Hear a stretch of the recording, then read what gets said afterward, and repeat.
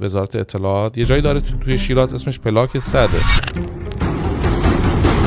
خانواده من این ویدیو رو ببینن تازه متوجه میشن چه اتفاقی من افتاده. حالا در کنار تمام تحقیرات، توهین‌ها و اتفاقای دیگه که میافتاد، این قسمتش خیلی عذاب‌آور بود که همچنان برای من مثل یک کابوسه. وقتی از در ماشین رو باز کرد و من گفت پیاده شو، خب چشم‌بند داشتم، دستام از پشت بسته شده بود. من نمیدونستم کجام. امروز در کشور ما آزادی فکر هست، آزادی بیان هست.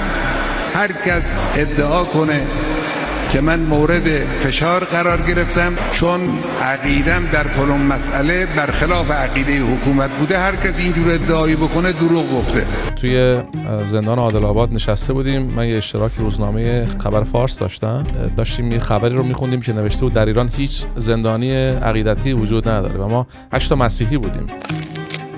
ولی همون شب اول که اومد، بعد از 10 دقیقه یه رو به من گفت که ببین این دوربینا که اینجاست الکیه، همش خاموشه، هر بلای دلمون بخواد میتونیم سرت بیاریم. آردان توی سلولی که ابعادش برای 1 نفر کافی بود و اصلا ساختارش این شکلی بود دیگه، چون حتی دستشویی و حمامی که داخلش بود خب دیواری که نداشت، دری که نداشت.